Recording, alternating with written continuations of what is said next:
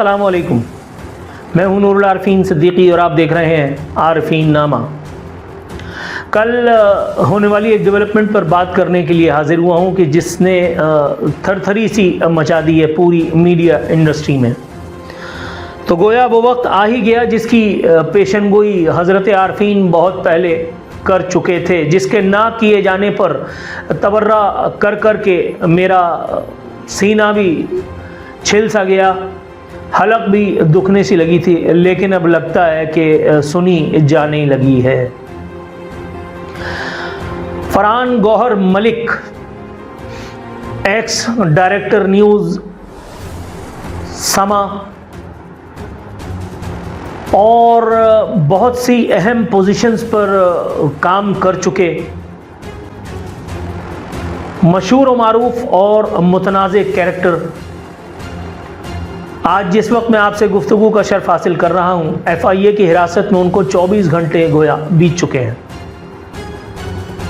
कल से अब तक सोशल मीडिया देखें तो सहाफ़ी हजरात दो सेक्ट में बटे हुए नज़र आते हैं। दो फ़िक्रें हैं जो वाज़े तौर पर महसूस की जा सकती हैं। एक को फरहान गौहर मलिक की गिरफ़्तारी का गम खाया जा रहा है और उन्हें आज़ादी इज़हार एक मरतबा फिर ख़तरे में पड़ती दिखाई दे रही है, और दूसरी जानिब वो लोग हैं जो तस्वीर का दूसरा रुख देखने और दिखाने पर बज़िद हैं। आज अपने कुछ तजुर्बात की रोशनी में फरहान गौहर मलिक के बारे में बात करने के लिए हाजिर हुआ हूँ। जनाब-ए-मन,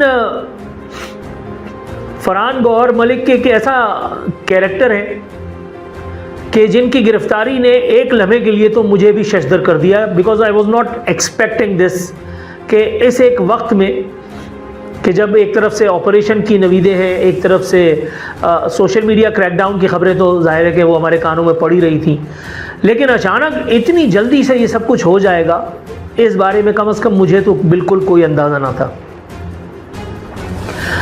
2-3 टेलीफोन कॉल्स, कुछ मालूमात, कुछ इधर उधर दौड़ धूप भाग दौड़, मुख्तलिफ आरा लोगों की जो है वो देखने में आई, सुनने में आई। फरहान गौहर मलिक साहब जिनको मैं मिला था बहुत अरसे पहले, एक बहुत ही डायनेमिक, एक बहुत ही एनर्जेटिक किस्म का इंसान, एक बल्कि यूँ कह लीजिए कि जुनूनी किस्म का आदमी, काम करने की, काम के दरमियान में आने वाली हर हिच को किसी भी कीमत पर उबूर कर जाना, ये फरहान मलिक का शेवा था। जिस वक्त ये जाग CNBC जाग बना था, उस एक वक्त में मुझे इंटरव्यू कॉल फरहान मलिक की तरफ से मिली। मैं गया, जाकर के मैंने मुलाकात की। तजुर्बा हम दोनों का बहुत ही बुरा रहा। फरहान मलिक अपने बारे में बेहतर बता सकते हैं। मेरा तजुर्बा तो ये रहा कि फरहान मलिक ने 10 मिनट के इंतज़ार के बाद जब ज़हमत दी तो कंप्यूटर पे बैठ करके उन्होंने जल्दी से YouTube खोला, मेरे प्रोग्राम का नाम पूछा और खट करके उन्होंने एंटर मार के मुझे कहा कि किसका इंटरव्यू किया है, कौन सा बहुत बड़ा आदमी जो है वो आपने गिराया है, मुझे चाहिए यार बस मार धाड़। मैंने अपने प्रोग्राम के मेहमानों के नाम बताने शुरू किए। उस वक्त MQM उरूज पे थी। आमिर खान से बड़ा आदमी कौन हो सकता था, फारूक सत्तार से बड़ा आदमी कौन हो सकता था, जुल्फ़िकार मिर्ज़ा से बड़ा आदमी कौन था। मैंने ये 3-4 नाम जब बताए, उज़ैर बलोच का नाम मैंने बताया, उन्होंने एंटर मारा और उसके बाद फिर थोड़ी देर के बाद बहुत ही संजीदगी का गिलाफ उनके ऊपर तारी हो गया। फिर उन्होंने मेरी तरफ घूमा और घूम करके उन्होंने एक तारीख़ी जुमला मुझसे कहा कि यंग मैन, तुम्हारे प्रोग्राम्स तो बहुत ही नाकाबिले बर्दाश्त हद तक तल्ख हैं। मैं मुस्कुराने लगा और क्या जवाब देता। उन्होंने कहा, भाई अगर मैं तुम्हें जॉब दूंगा तो तुम्हें सिक्योरिटी कौन देगा। मैंने उनसे कहा, मैंने कहा हज़रत मैं रिक्शे में यहाँ तक पहुँचा हूँ, आज TV में मेरी 2 महीने की तनख्वाह खा चुके हैं मालकान, पता नहीं कब मिलेगी। अगर आप मेरी तनख्वाह ही मुझे टाइम पे दे देंगे ना तो मैं यकीन जानिए अपनी हिफाजत का कमा हुआ इंतज़ाम कर लूँगा, आप उसकी चिंता मत कीजिए। कुछ इसी बहस मुबाहिसे के बीच में हमारी मीटिंग ख़त्म हुई। वो पता नहीं क्या तासुर लिए गए, लेकिन मेरा तासुर तो खैर बहुत ही बेहुदा सा था।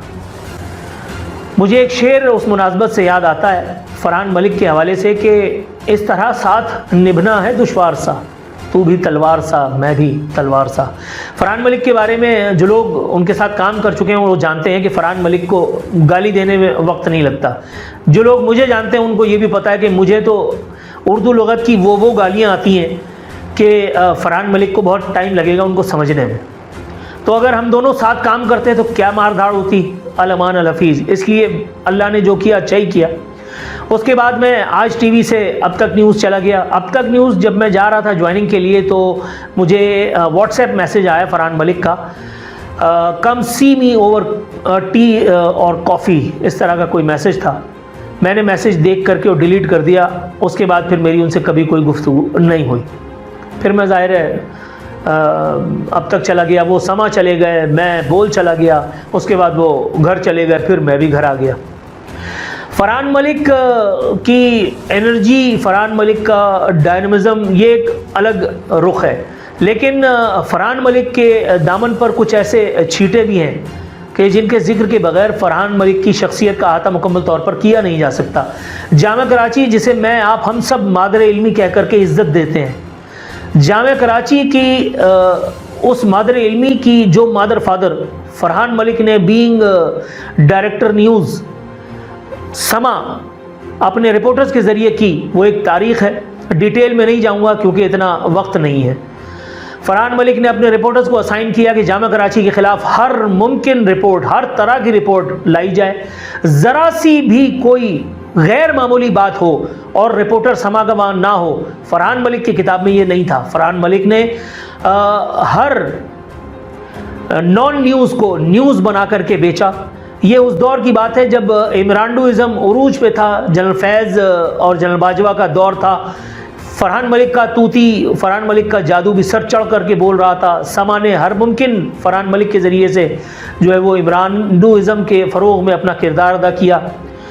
फरहान मलिक को जो लोग अंदर से जानते हैं उनको अच्छी तरह पता है ये पक्के इमरानडू हैं। ये काबिल तो बहुत हैं, लेकिन यहाँ इनकी काबिलियत आकर के धड़म तख्ता हो जाती है जब इमरान खान का नाम आता है।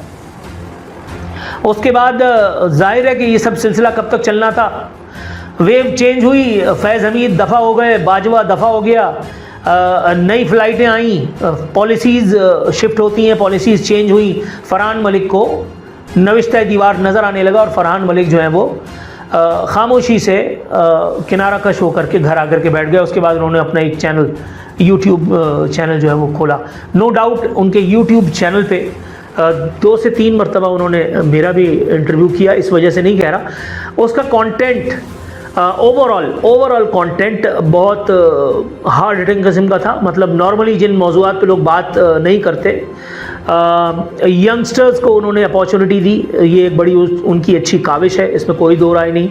उन्होंने ये जो वीडियो जाफरी एंड कंपनी और ये जो जीतो और हारो पाकिस्तान करके ये सब चीज़ें हो रही हैं, जो लोगों को भिखमंगा बनाया जा रहा है, उसका जो पोस्टमार्टम किया उसमें मैं उनके बिल्कुल मुत्तफ़िक़ हूँ। बिल्कुल उन्होंने एक ज़बरदस्त किस्म की एफ़र्ट की थी।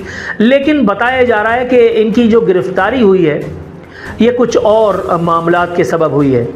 डॉन ने जो कल रिपोर्ट किया एक आला उहदेदार की मुनासबत से, उन्होंने बताया था कि सिक्योरिटी इदारों के हवाले से कुछ उन्होंने जो है वो काबिले जो है वो गर्दन जनी तो नहीं कहना चाहिए, सख्त अल्फाज हो जाएंगे, कुछ मायूब किस्म के कमेंट्स वगैरह किए थे अपने किसी प्रोग्राम में। मैं उस प्रोग्राम की तय तक नहीं पहुंच पाया, बावजूद कोशिश किया कि किस प्रोग्राम की जो है वो पादाश में उनको सैर कराई गई है FIA की, मुझे अभी तक तो नहीं मालूम हो सका। लेकिन ओवरऑल जो कल फ़ज़ा थी सहाफ़ी भाइयों में वो ये थी कि देखिए जी कितना जुल्म हो रहा है, देखिए जी कितना जुल्म हो गया। मैं उन सहाफ़ी हज़रात से ये पूछना चाहता हूँ कि भाई ये जुल्म आपको उस वक्त नज़र नहीं आया था कि जब वो फरहान मलिक की गालियों की जो है वो अंडर प्रेशर आकर के एक वो बेचारा डेस्क पे काम करने वाला आदमी वो नौकरी से बरतरफ तो हुआ ही हुआ और उससे पहले उसको हार्ट अटैक हुआ। मैं यहाँ किसी पर कीचड़ उछालने के लिए नहीं बैठा, लेकिन भाई बात यह है कि फरहान मलिक का डायनामिज़म, मैं उसके बारे में बार बार बात कर रहा हूँ, उनकी एनर्जी, उनके वर्कहॉलिक होने पर मैं बिल्कुल सवाल नहीं उठा सकता। लेकिन साथ साथ वो जो उनकी ग्रीड थी टू बी द नंबर 1, उस ग्रीड की नज़र कितने सारे लोग हुए और कितने सारे फ़लसफ़े उसकी जद में आए, उसका किसी को एहसास है। और अब जब एहतसाब की चक्की चलने को है। मुझे नहीं पता कि ये एहतसाब की चक्की वाकई सही मानों में मुनसिफाना तौर पे चलेगी या नहीं, या ये भी कुछ लो और कुछ दो की नज़र हो जाएगा मामला, मैं नहीं कह सकता। मेरी दुआ है अल्लाह ताला जल्द अज जल्द फरहान मलिक साहब को घर वापसी देखना नसीब करे। जो गलती उनसे हुई है मुझे उसका भी इल्म नहीं है, वगरना मैं उनसे इस्तदा करता कि हुजूर इसकी कम से कम तलाफ़ी ही कीजिए। बहरहाल हैं तो वो सीनियर ट्रेड में, जो भी कुछ कहा जाए, सीनियरिटी उनकी अपनी जगह। लेकिन ये जो एक वेव आई है इसने बहुत कुछ वाज़े कर दिया है, और वो ये कि अब इस तरह का एटीट्यूड बर्दाश्त नहीं किया जाएगा। 27 है जनाब, 27 है। लेकिन अभी और बहुत सारे लोग बाकी हैं, जैसा कि मैंने कहा इरशाद भट्टी अभी तक मौजूद है, मुईद पीरज़ादा की गर्दन नापी जानी अभी बाकी है, हामिद मीर अभी तक मौजूद है, अतर काज़मी अभी तक मौजूद है, सिद्दीक जान अभी तक मौजूद है, हारून रशीद, ओरिया मकबूल जान ये अभी तक मौजूद हैं, साबड़ शापड़ जो है वो अभी तक मौजूद है, वजाहत ख़ान जो है वो अभी तक आज़ाद घूम रहा है, इमरान रियाज ख़ान जो है वो मुल्क से दफ़ा हो गया, फ़रार हो गया, उसको कैफर किरदार तक पहुँचाना अभी तक बाकी है। अगर वाकई आपका अज़्म जो है वो इस मरतबा झुकावा नहीं देने वाला, तो उम्मीद की जानी चाहिए कि इस मरतबा गोया इंसाफ कर ही बैठेंगे। अल्लाह से दुआ है कि परवरदिगार आलम ये जो कदम आपके उठे हैं ये सही सिमत में चलते रहें, इसकी डायरेक्शन कहीं इधर उधर ना होने पाए, और वो तमाम लोग जो रियासत पाकिस्तान पर किसी ख़ास फ़र्द या शख्स को तरजीह देते हैं, अल्लाह करे कि उन्हें भी थोड़ा सा हया शर्म आए, अल्लाह करे कि वो भी अपनी आइडियोलॉजीज़ को रियासत और रियासती इदारों पर थोपने के बजाय, रियासत और रियासती इदारों को उसकी नज़र करने के बजाय कुछ जिसको कहते हैं कि अक़ल के होश के नाखुन लें। वीडियो के कमेंट सेक्शन में जाकर के आप देखेंगे तो इंशाअल्लाह ताला आपको सॉफ्टवेयर अपडेट का मैसेज मिलेगा। इससे पहले कि कोई कहे कि सॉफ्टवेयर अपडेट हो गया, अगर आपको लगता है कि मेरा सॉफ्टवेयर अपडेट हो गया तो इसी तरह से आप खुश होइए। मैं इसी बात पर नाज़ा, शादा और फराह रहूँगा कि अल्लाह का शुक्र है ऐन रोज़े की हालत में मैंने अपने किसी मुसलमान भाई को खुश किया। अपना बहुत ख्याल रखिएगा, और अगर नहीं भी करेंगे तो सानू की।